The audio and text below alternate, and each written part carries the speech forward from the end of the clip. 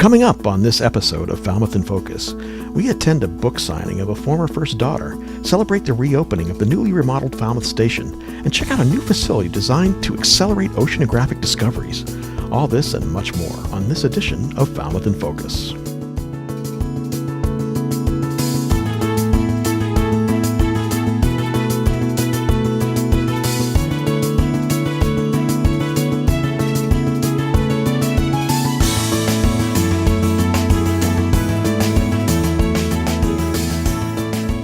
Hello, and welcome to Falmouth in Focus, FCTV's current affairs program.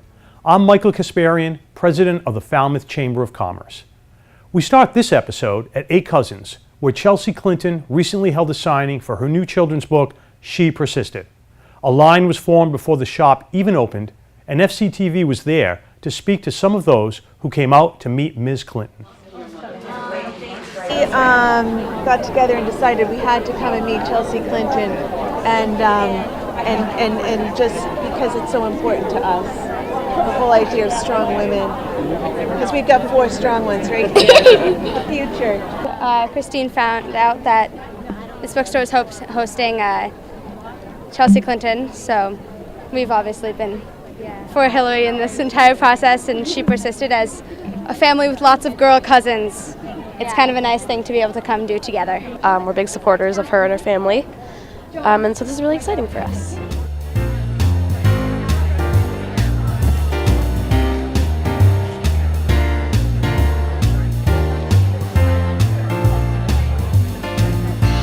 I would definitely say my mother and my grandmother as the 2 most direct influential women.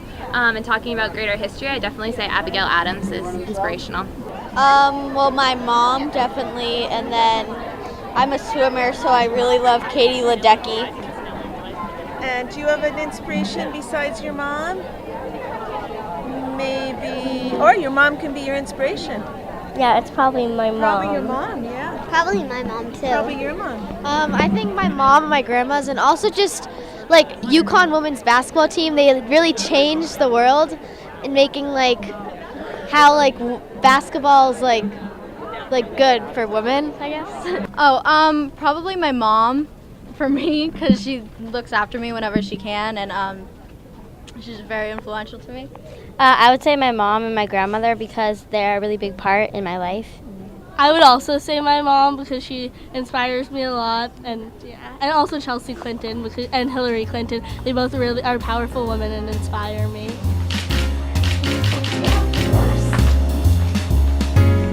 It was amazing. It was so cool. Yeah. It was really exciting. It was really nice to spend some time with her and to get her signatures. I thought it was really exciting, and she was really nice, and you could just tell she was a really nice person, even though you didn't get to talk to her that much. She was really personable, and she shook everyone's hand and asked for us to introduce ourselves to make it a really nice experience. I'm just glad we're here today and to share this experience with everyone else who's here. She Persisted celebrates inspirational women who embody the spirit of perseverance throughout American history and is available now. Thanks to Alan Russell for that coverage. Last week, we brought you a preview of the 26th Annual WHOI Film Festival, and this week, we return to speak to some of the creative minds behind this year's selections. So I submitted to the WHOI Film Festival because, one, I've always been a big fan of the WHOI Oceanographic Institute. When I was really young, Bob Ballard was a big hero of mine. In fact, he still is, and I'm sure that's true for a lot of people that come here to Woods Hole. We loved this film festival. We were here 2 years ago with our short film, Figs for Italo, and this was one of the festivals we said, if we get in here, we're definitely coming back, because it's really... The curation of films here is unbelievable. We saw so many good films last time we were here that just getting in again, that was icing on the cake just to get here. Yeah. So we're really happy to be back. The Woods Hole Film Festival is a fantastic place to meet other filmmakers. I've been traveling now for 34 festivals, and I have met so many other filmmakers from huge film festivals that are here. And so clearly this is a place that a lot of people feel welcome and that they can find great audiences. So this is a fantastic place to enjoy a movie. It really does create a nice sense of community. I've been spending a lot of time at the Filmmaker Lounge, greeting people, filmmakers are always so warm. They're so happy to be here anyway, but because it's so small, they can't help but bump into each other and into audience members, which I think really builds a lovely sense of community. And I think that's what makes small festivals like this so special. Plus the fact that everyone at this festival seems to work really hard to make it a good experience for the filmmakers. So yeah, it's something I can't even imagine. Yeah, I mean, it's hard enough putting a film together, but then trying to get a bunch of filmmakers and their films and people in the same place at the same time for a festival must be exhausting. Yeah, must be exhausting. This is a very high quality festival with an amazing community. They always pack their houses with really great audiences. So I think any filmmaker would love to be here and be part of this festival. If you missed screenings of any of the films featured this year, keep your eyes open for their home releases. Thanks to Alan Russell for that story. The research submersible Alvin is one of the most renowned vessels of the Woods Hole Oceanographic Institute's fleet, due in large part to its role in the well-documented 1986 exploration of the sunken RMS Titanic. In this next segment, we'll see what exactly this 24-foot submarine is capable of. Diving to the bottom of the ocean is really a Jules Vernean experience. There's no way that you can really understand the bottom of the ocean if you haven't been there.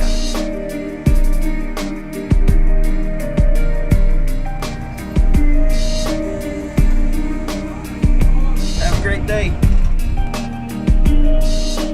A resource like the Alvin submersible allows us to go down to the seafloor and get a really up-close view of what's going on. And these are complex environments, so being able to see the different physical and chemical and biological interactions that we couldn't otherwise see with other sensing systems allows us to do quite a bit of science that otherwise wouldn't be possible.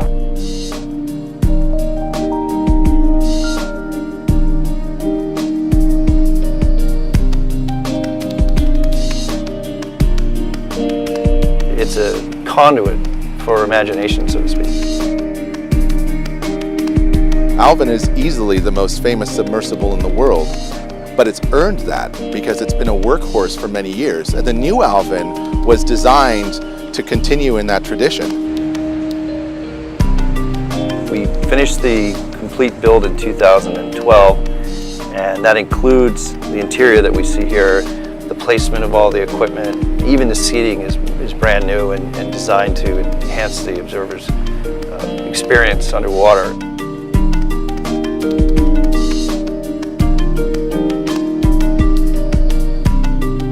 I've seen an enormous both improvement and an explosion in the technical capability and capacity of Alvin to carry out science. And that's science not only for geologists like myself, but for chemists and biologists and geneticists and microbiologists. Alvin now has the ability to run all sorts of advanced geochemical sensors and other tools that allow us to make really precise measurements on the seafloor. You need physical samples from the ocean floor, whether it's a rock or some sediment or some bacteria or a tube worm. You need to bring that back to a lab where you can study it in detail and ask the questions you need to ask. And Alvin is, one of the premier tools for providing that. You can go down and see an environment with your own eyes, record it on the latest HD and 4K cameras, fire up your latest and greatest sensor and collect that data. Now you have the video record and the geochemical record and the other data as well.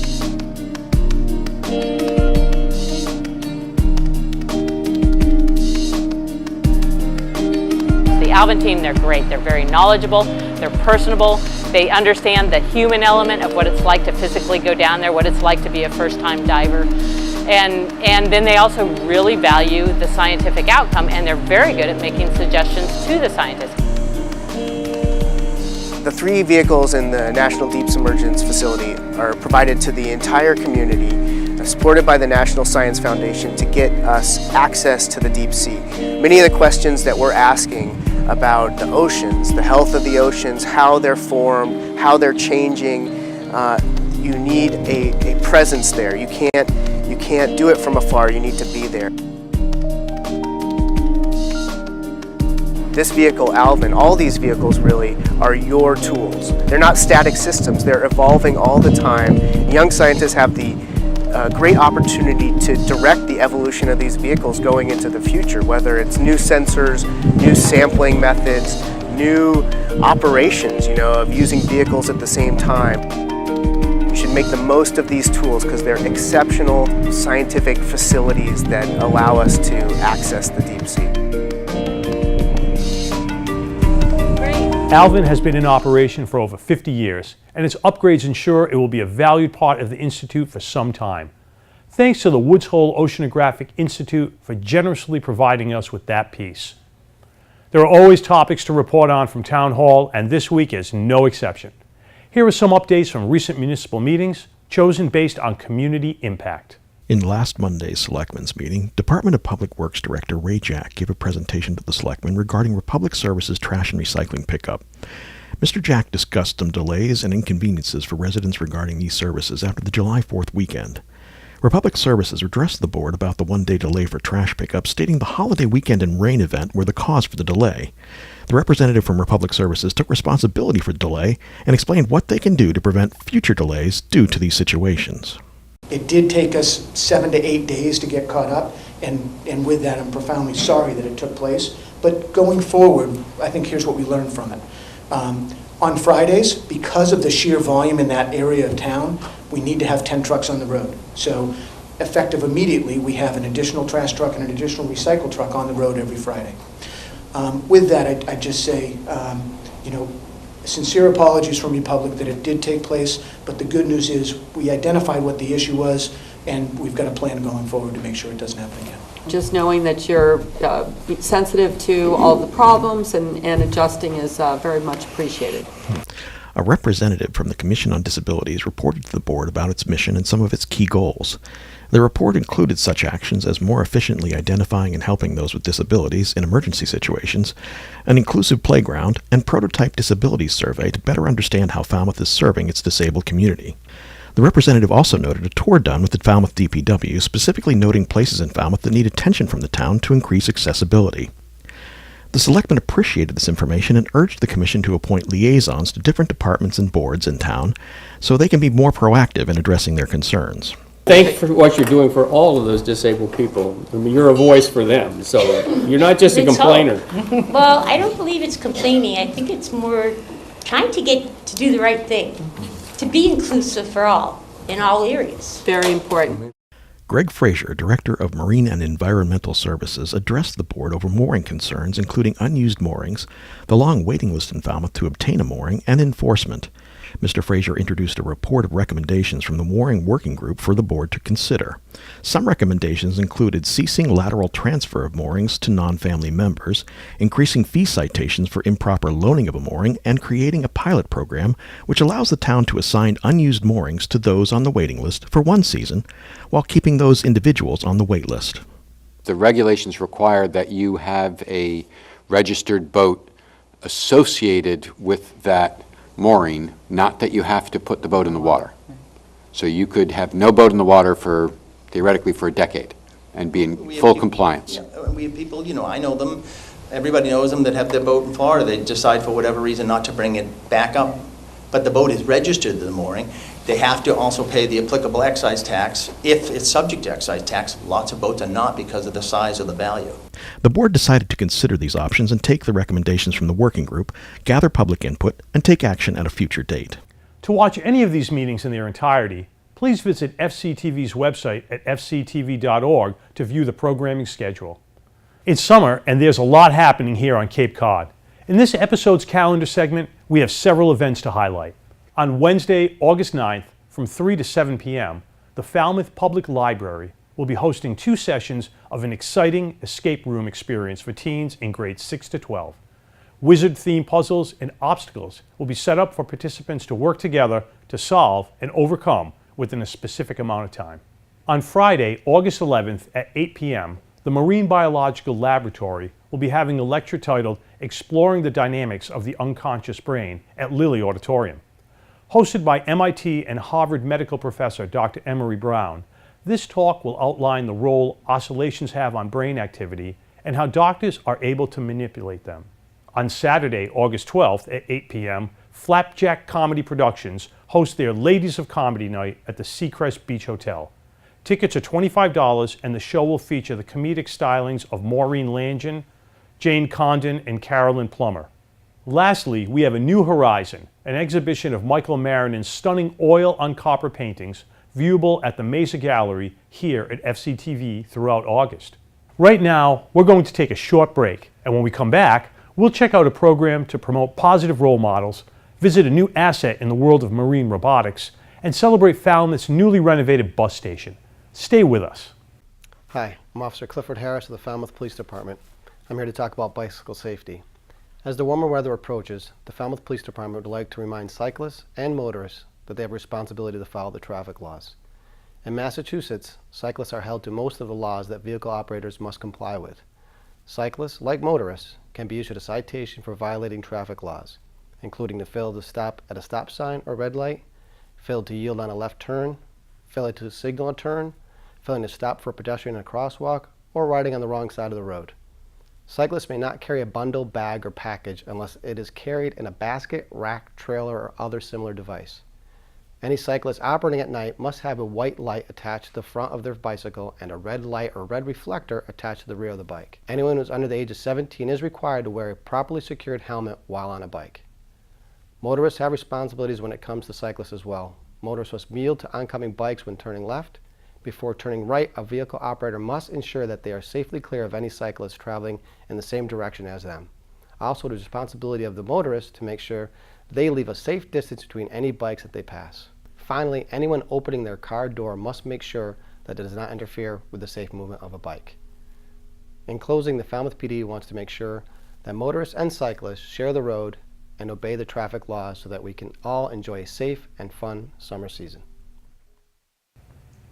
Welcome back. In 2015, the Massachusetts Department of Transportation granted a 99-year lease to the Falmouth EDIC, along with a grant to renovate the historic building. The EDIC's goal was to restore the appearance of the 1912 building and adapt it into a town transit center. Community members and dignitaries recently came together to celebrate the grand reopening of this gateway to Falmouth. Well, today was a celebration of the renovation of our historic Falmouth Station. The EDIC has been working on this project for the last couple of years with the help of a lot of others in our community, in our contractors and consultants. So today was a celebration of the rebirth of our Falmouth Station. We started looking at this project to figure out what could we do to fix this eyesore. This, as I said during the groundbreaking, is not only the doorway to Falmouth, but it's a gateway to Cape Cod. When folks come from all over the world to Boston, they come in by airplane or they come into Providence, Rhode Island, and they get on a bus and then they come to Cape Cod and they stop here first. And what we had to show them as a welcoming sign was not very welcoming at the time.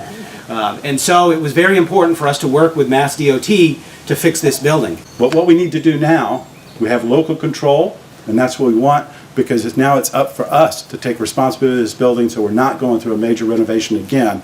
All we're doing is sweeping and cleaning and touching up the paint. So with that, it's been very gratifying, frustrating at times waiting for this to happen, but today government got it right. I'm just here really to applaud the hard work of Tim Madden. You said it right, Mike, huge shoes to fill. Tim cares deeply about the town of Falmouth, worked incredibly hard to move this project forward, and we saw Tim's work in collaboration with David and Vinny and others in the legislature to make this beautiful building possible. So I want to thank them for all of their work on behalf of the town to move it forward, and especially Tim for all his commitment to the town of Falmouth. So thank you. I predict you are going to see from this point forward even more attraction. You're going to see the cafe going. You're going to find this is in and of itself a tourist destination. You're going to be able to come up here with your children as you walk up to Highfield and really feel like this extends Main Street. This is just the beginning, folks, and I'm so proud of everyone who had a hand. I just want to say thank you, and I want to say thank you to the community for supporting it. Thanks.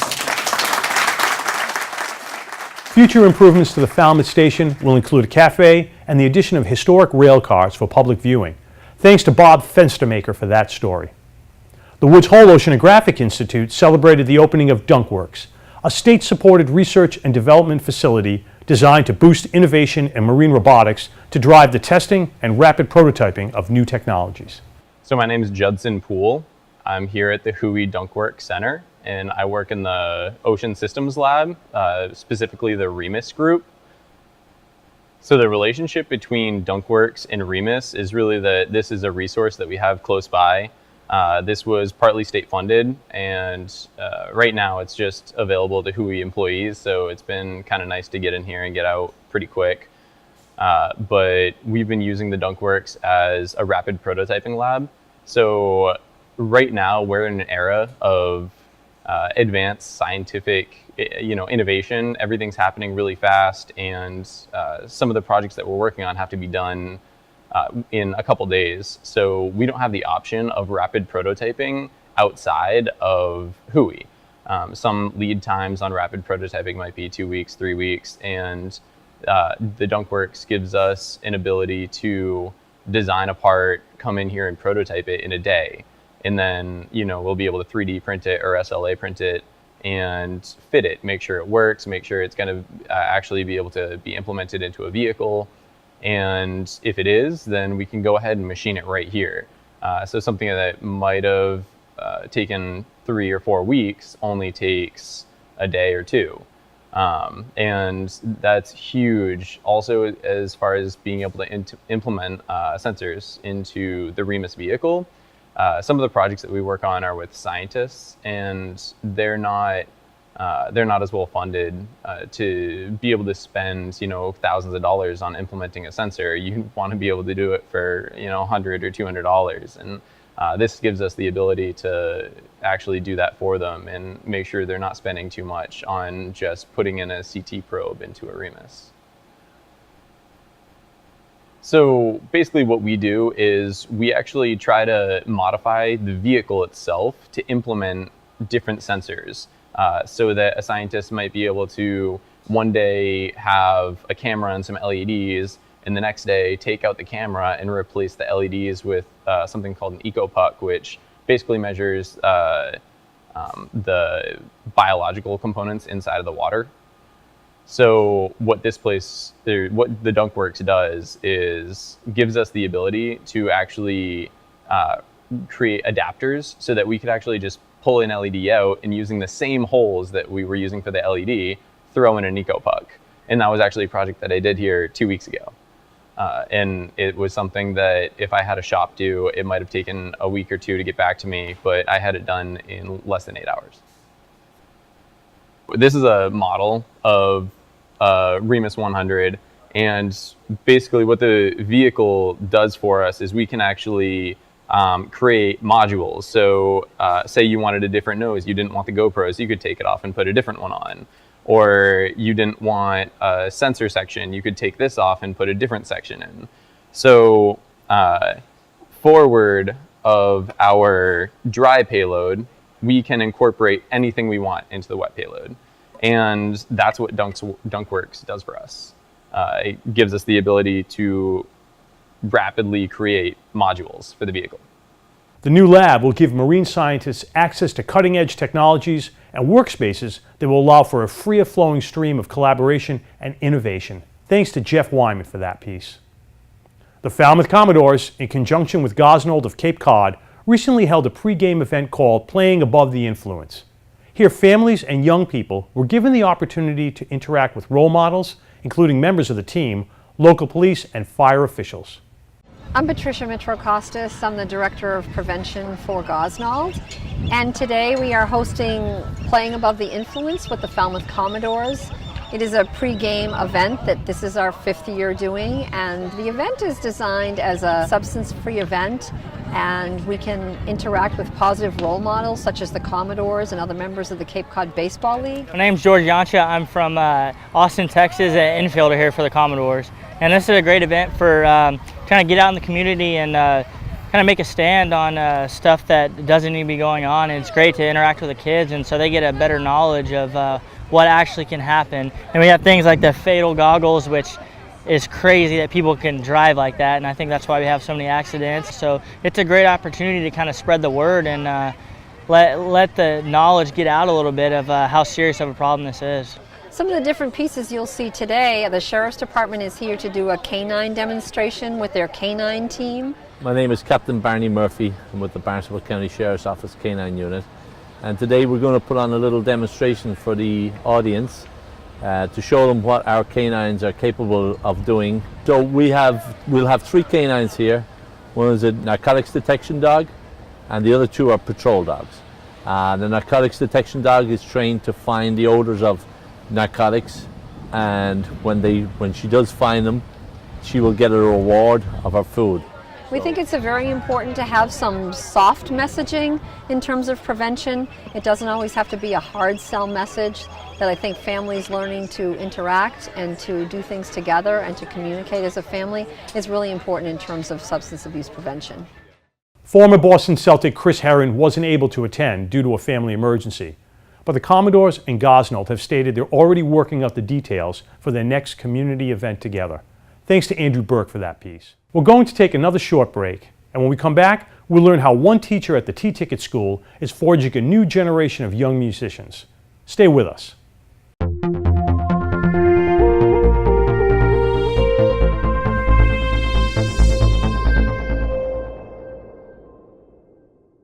Welcome back.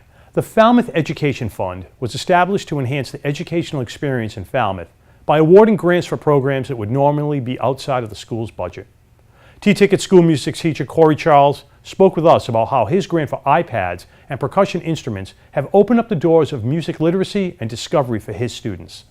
The Falmouth Education Foundation has done a lot for my teaching. We have a number of things that Falmouth Education Foundation has provided for projects throughout the years, projects that we've ended up continuing and developing and changing and still using the equipment, the instruments, the props, the things that we have from the first year that they were used, and now we use them for different things and throughout the curriculum for the teaching and for performing as well.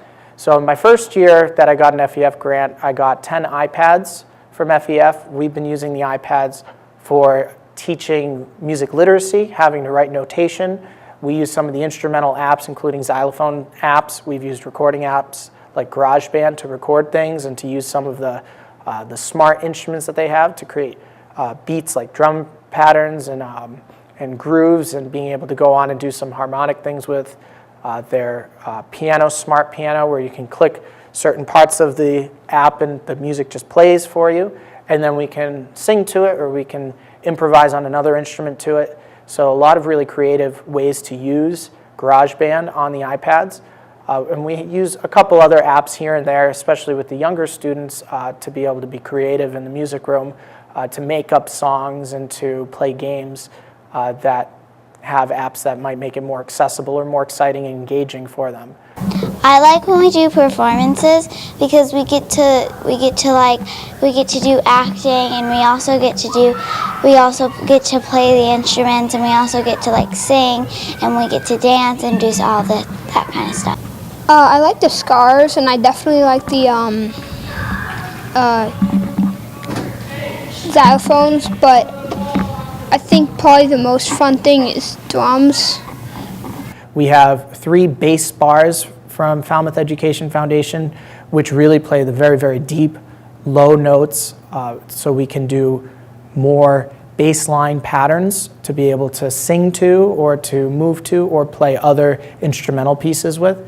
We also have a good set of newer instruments, barred instruments, xylophones, metallophones, and glockenspiels that we do a lot of practicing our melodic patterns. So if we are having the kids singing solfege, do, re, mi, fa, so, they might have to play that on a certain set of notes on the barred instruments, and they have to be able to decode what they're hearing me perform vocally, and they have to go and translate it to playing on an instrument. So we do a lot of literacy practice with the barred instruments, and we just learn to play songs for the sake of being able to perform something on an instrument. FEF most recently has provided us with drums. I have a set of 14 drums called tubanos. Tubanos are really a music classroom type drum that are similar to congas. So we do world drumming type things with the drums. We can also use them for rhythmic practice. We'll read rhythms on the board and perform them on the drums. With the kids playing the drums, they're learning some percussion technique that will help them if they decide to play in band in the future. And it's good for their coordination, and it makes it far more engaging for them to be learning the music that we're doing in our classroom when they get to play a drum. Instead of just having to tap it on their body or speak it, they get to play it on a very fun instrument. And these instruments that FEF has provided are all quality instruments that will last quite a long time. I hope that these instruments will be here for the next music teacher who is here after me, and that's if I'm teaching here for another 30 years. So we take care of what we have, we make them last, we use them quite a bit in many different ways, and we're very grateful here at East Falmouth School and at the other elementary schools for what FEF has provided us for music for our kids. Thanks to Ryan Weber for that story. Here at FCTV, we want you to know that television can be as easy as hitting record on your smartphone. We'd like to invite all Falmouth residents and visitors to share their slice of life with us. Email us your photos and videos or upload them to Facebook, Twitter, or Instagram using the hashtag MyFalmouth or Falmouth in Focus to be featured on the show. Thank you to our most recent contributors. We leave you now with the sights and sounds of the 173rd Barnstable County Fair. Thanks for watching Falmouth in Focus. We'll see you next time.